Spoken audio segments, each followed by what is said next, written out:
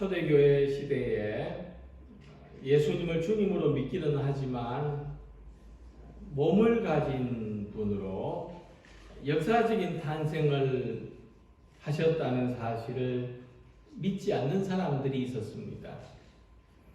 교회사에서는 이들을 영지주의자라고 부릅니다.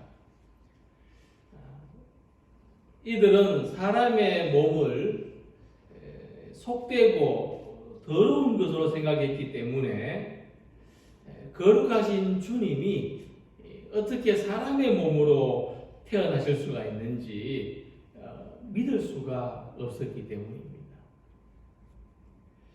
예수님이 주님이신 것을 부정할 수는 없지만은 사람의 몸으로 태어나신 것을 인정할 수 없었던 그들은 예수님이 영적으로 임하신 것이라는 주장을 펴게 됩니다.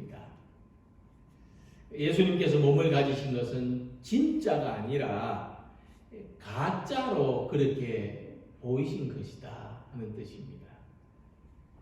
그래서 그들의 주장을 가현설이라고 말합니다. 그런데 이 사람들의 주장에 심각한 문제가 있는 것은 그들이 그 신령한 지식을 추구한다고 해서 영지주의자라고 하는 것처럼 우리의 구원을 지식적인 차원으로 어떤 하나의 원리로만 이해하는 것입니다. 지금도 그런 세미나 같은 게 있는 줄 압니다만은 우리가 어떻게 해서 구원을 받게 되었는가 이렇게 풀어낸다고 하죠. 논리적으로 이렇게 풀어내 딱딱딱 맞춰가지고 이래서 우리가 구원을 받았다. 어떤 이런 식의 구원, 하나의 어떤 체계나 도식으로 믿는 구원, 이런 차원에 머물렀다는 것입니다. 그래서 예수님은 육신으로 나셨고 또 육신으로 고난을 받으셔서 우리의 구원을 이루셨는데 우리가 예수님의 구원을 영적인 차원으로만 이해한다면 우리도 몸의 구원을 받는 것이 아니라 어떤 영적인 구원을 받는 것이라는 그런 결론에 이르게 되는 겁니다. 우리가 언뜻 들으면 몸의 구원을 받는 것보다 어떤 영적인 구원을 받는다고 하는 게 더 어떤 완전한 구원처럼 생각되지 않습니까? 더 어떤 수준 있고 차원 높은 영적인 일이면 다 좋은 더 고상한 이런 차원으로 여겨지지 않습니까?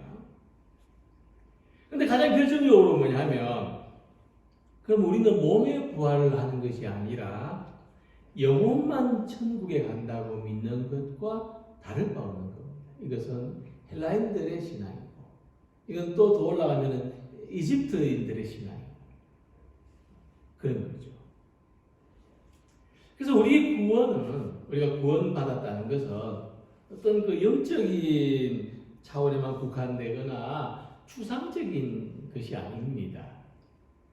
예수님을 주님으로 믿는 신앙은 우리 몸과 마음과 영혼에까지 이르는 전인격적인 구원을 믿는 것입니다. 그래서 믿음은 지식이 아니고 영적인 원리를 이해하는 것도 아닙니다. 정말 그 믿음에 있어서 이 삶의 차원을 빼놓고 어떤 자기 믿음을 고상하게 또 어떤 그 차원 높게 하겠다고 영적인 것을 추구한다는 것이 그런 허구에 빠질 위험이 있습니다. 예수님을 구세주로 믿는 것은 우리 각자의 인격적인 고백이며 우리 삶의 경험입니다. 그래서 우리가 이 믿음을 삶으로 살아내야 한다는 이 문제는 예수님께서 몸을 가진 존재로 탄생하셨다는 데서 기인하고 출발하는 것입니다. 예수님께서 몸을 가진 존재로 사셨기 때문에 우리도 예수님을 믿는 믿음을 우리의 몸으로 살아가야 하는 겁니다. 그래서 오늘 함께 읽은 말씀에서는 예수님의 어떤 역사적인 탄생 이야기를 들려주고 있습니다. 예수님이 어떻게 탄생하셨는지 실제적인 이야기로 하고 있다는 겁니다. 예수님이 영적으로 오신 것이 아니라 이 마리아의 몸을 통해서 몸을 가진 존재로 탄생하셨다는 것을 말하려는 것이 마태복음에 있는 예수님의 탄생에 대한 이야기입니다. 자, 이 사실을 믿는 데는 지식보다 경험이 더 중요한 역할을 합니다. 사람이 아이를 낳는 것은 대단히 사실적이고 경험적인 사건입니다. 우리는 지식이나 상상으로 아이를 낳는 것이 아니라 입덧도 하고 뱃속에서 아기가 움직이는 태동도 느끼고 하면서 우리는 몸의 경험으로 아이를 낳습니다. 이 아기를 낳는 것은 엄마지만 옆에서 아빠도 처음부터 끝까지 이런 과정을 함께 경험하는데, 요즘은 이제 결혼한 부부들, 젊은 부부들 가운데 남자들도 뭐 임신 체험이라 그래가지고 정말 여성이 아기를 가진 것처럼 태동도 느끼고 진통도 느끼고 하는 어떤 그런 과정에 참여하는 것을 본 적이 있는데, 상상 못할 고통이었다고 합니다. 이렇게 불편하고 고통스러운 일이었다는 것을 몰랐다고 말합니다. 그래서 복음서에서 구태여 이런 과정을 상세하게 전한 이유가 뭘까? 예수님이 임신되고 탄생하고 하는 이런 과정들을 상세하게 전한 이유가 뭘까? 우리는 사도들의 경험에 의해서 신앙생활을 하고 있는데, 예수님은 역사적으로 탄생하신 분이다. 상상의 인물이 아니다. 신화적인 존재가 아니다. 그것을 우리에게 이야기해 주려는 것입니다. 우리는 요셉과 마리아가 전해주는 경험을 통해서 예수님이 몸을 가지시고 역사적인 존재로 탄생하신 것을 믿고, 이제는 나의 인격과 내 삶의 경험을 통해서 예수님이 구세 주신 것을 믿고 고백하는 성도들이 되시기를 소망합니다. 예수님의 나심을 이야기할 때 가장 먼저 전해주는 내용은 예수님께서 성령으로 잉태되셨다는 사실입니다. 그의 어머니 마리아, 요셉과 약혼하고 동거하기 전에 성령으로 잉태된 것이 나타났더니 하고 말씀했습니다. 근데 창세기의 기록을 보면 하나님께서 사람을 창조하실 때 흙으로만 만드신 것이 아니라 여호와의 생기, 곧 성령을 불어넣으심으로 사람이 되게 하셨다고 했습니다.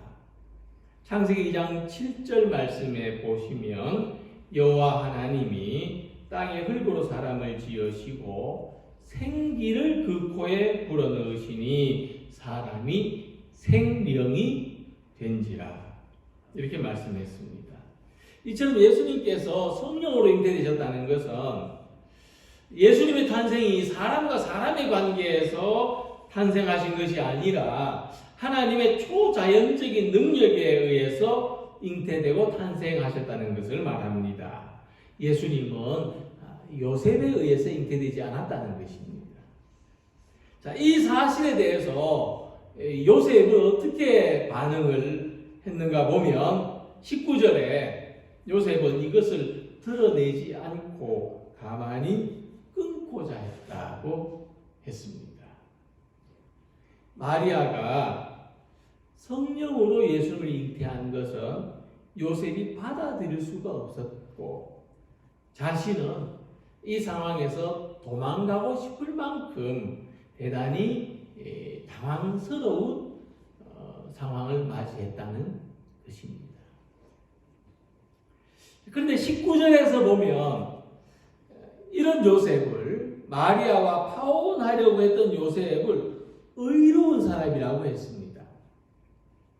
그의 남편 요셉은 의로운 사람이라. 요셉은 그 의로운 행동으로 마리아와 조용히 끊고자 했다는 겁니다. 자, 그래서 이것을 보면은 요셉은 그 당시에 사람들이 가졌던 그 어떤 율법적인 기준으로 의로운 사람이 아니었다는 것을 알 수가 있습니다. 요셉은 율법의 기준을 넘어선 의로운 사람이었다는 겁니다. 우리가 의롭다고 할 때 그것은 율법의 기준을 넘어서서 의롭다는 것을 말한다는 것입니다. 그래서 만약 요셉이 율법의 기준으로 의로운 사람이었다면 율법학자와 서기관들 앞에 마리아를 데리고 가서 율법적으로 이 일을 판단하려고 했을 것입니다. 율법에 의하여 이 문제를 해결하려고 했을 것입니다. 그렇기 때문에 요셉이 이 마리아와의 관계를 가만히 끊으려고 했다는 것은 현실적으로는 율법을 어기는 일입니다. 그러나 요셉은 율법을 어기면서까지 마리아에게 친절한 태도를 유지하려고 했다는 겁니다. 마리아한테 해가 가지 않도록 하려고 했다. 그러기 위해서 요셉은 율법을 어겼다. 이렇게 되는 겁니다. 놀랍게도 함께 읽은 말씀은 이러한 요셉의 태도를 가리켜서 의로운 사람이라고 말했다는 것입니다. 그래서 이 의는 율법의 의가 아니라는 것을 알 수가 있습니다. 그러므로 하나님 앞에서 의로운 사람은 어떤 사람입니까? 요셉과 같이 율법의 기준을 넘어서서 다른 사람들에 대하여 친절한 태도를 가지는 사람을 말합니다. 요셉이 볼 때 마리아는 순결의 의무를 저버리고 요셉에 대한 신의를 어긴 사람일 수 있습니다. 어떤 인간적으로 이런 상황 앞에서 요셉은 이 일을 생각했다고 했습니다. 그러니까 마리아가 성령으로 잉태된 것을 율법으로는 이해하거나 받아들일 수 없었지만 자기가 성령의 역사를 믿지 못하는 것을 가지고 마리아가 율법을 어기고 죄를 지은 것처럼 책임을 지도록 할 수는 없었다는 겁니다. 그러니까 요셉이 고민이 되는 겁니다. 이 일을 어떻게 할지 하나님 앞에 기도하게 되는 겁니다. 그래서 하나님을 믿는 사람들은 이런 고민을 가집니다. 율법적인 기준에 맞지 않는 사람, 상식적으로 이해되지도 않고 내가 받아들이기 어려운 사람들에게도 어떻게 대해야 될지를 생각하고 항상 모든 사람들에게 친절한 태도를 가지려고 해야 한다는 겁니다. 그리고 마침내 요셉은 천사가 가르쳐준 말씀을 통해서 성령으로 잉태한 마리아를 데리고 왔습니다. 이 당황스러운 일들을 믿음으로 받아들였습니다. 마리아가 성령으로 잉태한 것은 이제 요셉에게도 성령으로 잉태한 것으로 믿어졌습니다. 요셉은 이 모든 일들이 하나님께서 하시는 일이라는 믿음을 가지게 되었다는 것입니다. 그래서 우리는 내가 받아들이기 어려운 일을 만났을 때, 또 친절하지 않은 사람을 만났을 때, 걸림이 되는 말을 하는 사람을 만나거나, 또 바라보는 것조차 불편한 사람이 있을 때에 이렇게 생각해야 됩니다. 혹시 이 일이 하나님께서 하시는 일은 아닐까? 하나님께서 나의 그릇을 더 크게 하시고 내 믿음을 성장하게 하시기 위하여 하시는 일은 아닐까? 마리아가 성령으로 예수님을 잉태한 것처럼 오늘도 우리는 성령이 하시는 일에 대하여 믿음을 가지는 우리들이 되시기를 바랍니다. 우리가 이 믿음을 가짐으로써 누구를 만나든지 친절한 마음을 가지고 또 내가 가진 협소한 기준을 넘어설 수 있고 하나님 보시기에 의로운 사람들로 살아가시기를 소망합니다. 요셉에게 나타난 천사는 이렇게 말했습니다. 아들을 낳으리니 이름을 예수라 하라. 이는 그가 자기 백성을 그들의 죄에서 구원할 자이심이라 하니라. 천사는 요셉에게 마리아는 성령으로 잉태하였다는 것과 태어날 아기에게 예수라는 이름을 지어주라고 말했습니다. 하나님이 가르쳐 주신 이 이름은 자기 백성을 그들의 죄에서 구원할 자, 곧 구세주라는 뜻입니다. 이 이름은 요셉과 마리아가 생각해서 지어낸 이름이 아닙니다. 하나님께서 지어주신 이름입니다. 그런데 예수라는 이름은 구약시대에는 호세아 또는 여호수아라고 불렀던 이름입니다. 신약시대에도 같은 이름을 가진 사람들이 있었습니다. 그래서 예수라는 이름은 이 요셉과 마리아에게서 나신 예수님만 가질 수 있어서 특별한 이름이 아니라 하나님이 지어주신 이름이기에 특별한 이름이라는 것입니다. 이 이름을 하나님이 주셨다는 겁니다. 이 뜻은 그들이 낳은 아기가 장차 세상의 구세주가 될 것이라는 희망을 가지고 태어난다는 사실을 말하는 것입니다. 그래서 예수는 하나님이 지어주신 이름이며 하나님의 소망이 담긴 이름입니다. 예수라는 이름에 들어있는 하나님의 소망은 우리를 모든 죄에서 구원하시는 것입니다. 우리를 죄에서부터 구원하신다는 것은 우리가 처한 모든 고통에서부터 구원하신다는 뜻입니다. 구원은 고통을 사라지게 한다는 뜻도 되지만 고통을 치유한다는 뜻도 됩니다. 예수는 세상의 모든 고통을 치유하는 하나님의 소망을 가지고 태어나신 분의 이름입니다. 그래서 요셉과 마리아는 하나님의 소망이 담긴 아이를 잉태한 것입니다. 사람에게서 사람이 태어나는 것은 당연한 일이라고 할 수 있겠지만 사람에게서 하나님의 소망이 태어나는 것은 성령의 도우심이 있어야 가능합니다.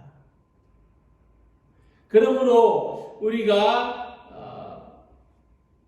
내 안에서도 하나님의 소망이 태어나게 할 수가 있습니다. 우리가 하나님의 소망을 이루는 사람이 되는 것입니다. 내 이름 안에 하나님께서 나를 부르시는 그 이름 안에 하나님의 희망이 담겨 있는 것을 발견하시면 좋겠습니다. 제가 금년 안에 할아버지가 될 것 같습니다.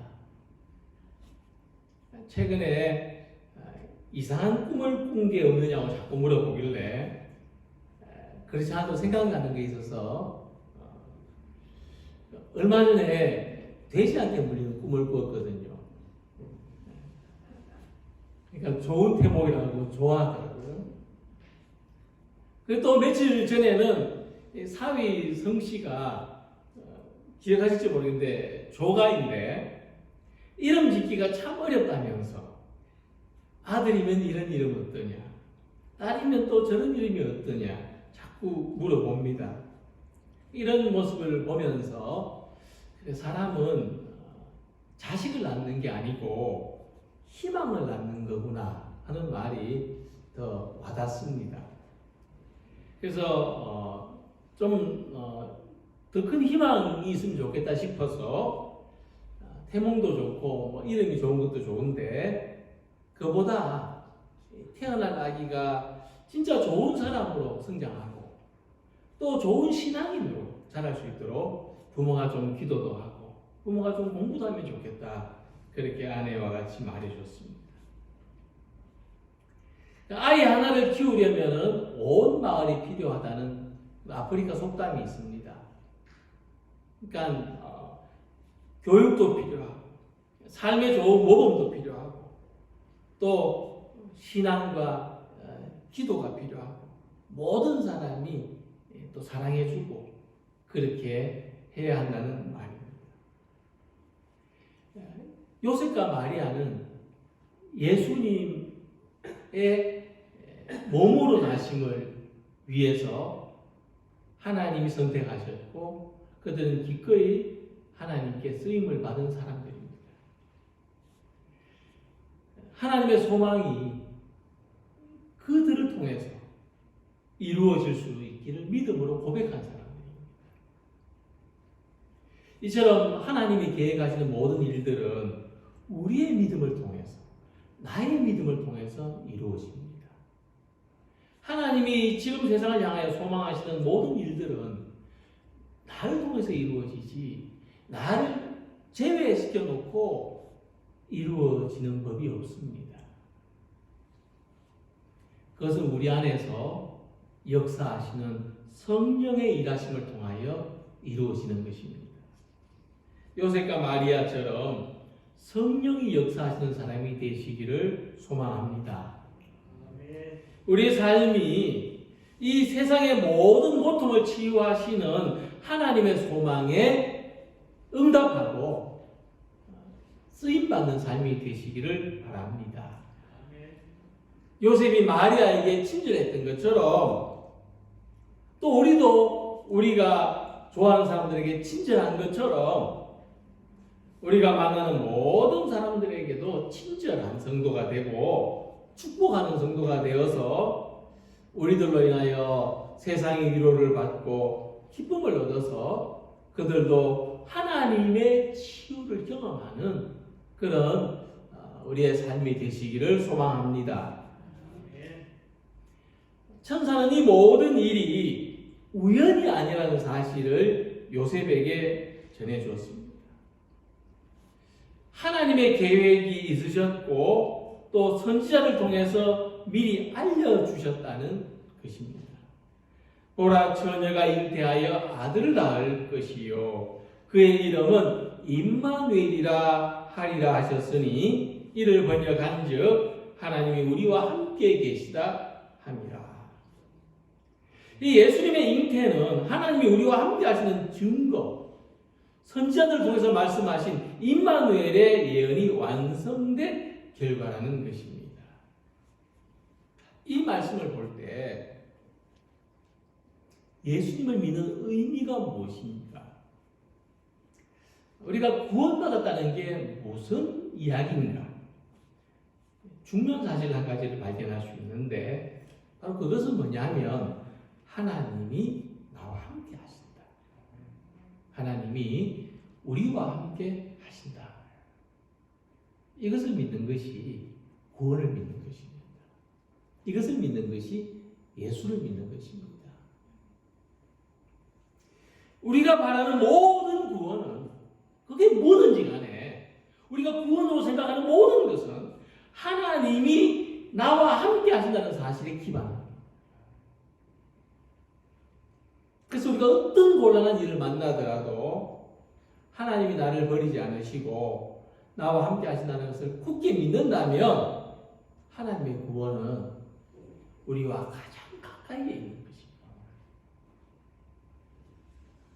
어떤 철학자가 말했습니다. 사람은 누구와 함께 있느냐에 따라서 각각 다른 수능성을 가지게 된다. 우리 속담에 건무자읍 갑자기 생각이 안 납니다. 네. 그러니까 먹을 가까이 하면 끊게 되고 빨간 것을 가까이 하면 붉게 된다 이런 말입니다. 건주자적인가요? 예. 그래서 쉽게 말하면 그렇습니다. 우리가 어떤 사람과 같이 있느냐에 따라서 영향을 받는다는 거죠. 어떤 사람과 같이 있으면 마음이 너그러워지고 감수성이 예민해지는 반면에 또 어떤 사람과 함께 있으면 경쟁심이 생기고 질투가 일어난다. 그래서 우리는 만나서 편한 사람이 있고 가까이 있어서 좋은 사람이 있고 가까이 있으면 불편한 사람이 있는 겁니다. 우리의 수능성, 우리가 그 영향을 받는다는 겁니다. 그러면 우리가 하나님과 함께 있음을 의식하며 살아갈 때 어떤 마음을 가지게 되겠습니까? 역시 우리 안에 수능성이 생기겠죠. 하나님이 나와 함께 하신다는 것을 의식하며 살아가면 내 속에 수능성이 생깁니다. 어떤 것이 생기겠습니까? 평안이 있고 위로가 있고 또 힘도 있을 것이고 소망도 있고 이런 것들이 생기게 됩니다. 이것을 이사야 선지자가 이렇게 말씀했습니다. 두려워하지 말라. 내가 너와 함께함이라. 놀라지 말라. 나는 내 하나님이 됨이라. 내가 너를 굳세게 하리라. 참으로 너를 도와주리라. 참으로 나의 의로운 오른손으로 너를 붙들리라. 하나님 외에 우리에게 이렇게 말씀해 줄 수 있는 분이 누가 있습니까? 하나님 외에 우리에게 우리 마음에 이런 수능성을 가지게 할 수 있는 존재가 누가 있습니까? 그래서 구원은 임마누엘입니다. 하나님이 나와 함께 하시는 것을 믿는 것입니다. 이 사실이 우리에게 무엇을 가르쳐 줍니까? 이 이사야 선지자 예언할 때에 이 말씀을 예언할 때는 어떤 상황이었냐면은 바벨론이 계속해서 이스라엘을 공격해 올 때입니다. 바벨론은 역사상 3번이나 침공을 해왔습니다. 결국에는 3번째 침공할 때 나라가 망하고 하나님을 예배하는 성전이 불타버렸습니다. 그럼에도 불구하고 하나님은 이사야 선지자를 통해서 말씀하십니다. 두려워하지 말라. 내가 너와 함께함이라. 놀라지 말라. 나는 너의 하나님이 됨이니라. 이 말씀은 결코 평안할 때 들려온 말씀이 아닙니다.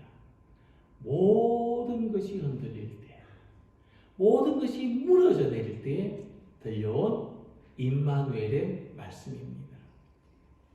우리의 삶에도 바벨론의 공격과 같은 고난이 있습니다. 이 고난은 몇 번이나 반복되고 수없이 거듭될 수도 있습니다. 그러나 변하지 않는 말씀은 하나님은 우리와 함께 계신다는 것입니다. 그래서 임마누엘의 믿음이 있으면 우리는 어떤 상황 속에서도 하나님의 위로와 평안을 누릴 수가 있습니다. 사람이 결혼을 해서 평범한 자녀를 낳는 것도 낯설고 두려운 일인데 사람이 하나님의 아들을 잉태하고 하나님의 아들이 사람의 몸을 빌어 탄생하시기까지 그 낯설고 그 두려운 과정을 어떻게 견뎌낼 수 있었겠습니까? 근데 우리가 이 세상 속에서 믿음을 가지고 사는 일이 다 이와 같습니다. 다 마리아가 예수님을 낳는 것과 같은 그런 경험입니다. 이 세상에서 그냥 세상의 방식대로 살면은 편안하고 익숙한데 믿음으로 살아가려면 낯설고 두렵습니다. 괜한 용기를 부리는 것이 아닌가, 터무니없는 생각을 하고 있는 것이 아닌가, 이런 마음이 들 때가 한두 번이 아닙니다. 그럼에도 불구하고 우리는 임마누엘의 하나님을 믿습니다. 하나님이 나와 함께 하시는 것을 믿기에 이 모든 일을 감당할 수 있는 것입니다. 신앙은 하나님께 묻고 하나님께 답을 얻는 것입니다. 하나님 내게 왜 이런 일을 겪게 하십니까? 이런 물음을 주실 때가 우리가 신앙이 성장할 때입니다. 우리 그릇이 커질 때입니다. 예수님의 나심은 이러하였다 하는 말씀입니다. 예수님의 나심은 이러하였습니다. 예수님은 그냥 나신 것이 아니라 마리아와 요셉을 통해서 그들이 겪는 그 곤란함, 고통, 갈등, 이 모든 상황을 통해서 그러나 그들이 믿음, 그들의 믿음의 그릇이 넓어지고 그들이 임마누엘의 하나님을 신뢰하는 이런 과정을 통하여 예수님이 나셨습니다. 그렇다면 오늘 우리들에게서 예수님은 어떻게 드러나십니까? 우리의 삶의 모든 고통, 혼란한 문제들, 갈등들, 당장 내가 해결해야 될 어떤 나의 삶의 과제들, 이런 가운데서 우리가 하나님께 묻고 기도하고 그럼으로써 우리의 믿음의 그릇이 커지고 우리의 수용성이 커지고 다른 사람들한테 친절하게 할 수 있게 되고 내 안에서 성령이 역사하시는 것을 믿게 되고 그러면서 힘을 얻게 되고 그러므로 이 믿음을 통하여 예수님이 드러나시는 줄 믿습니다. 우리를 향해서 하나님이 가지신 소망을 이루어 드리는 삶이 되시기를 하나님이 언제나 함께 하시는 것을 믿고 오늘도 위로와 평안을 누리며 살아가는 우리 모두가 되시기를 주님의 이름으로 기원합니다. 기도드리겠습니다.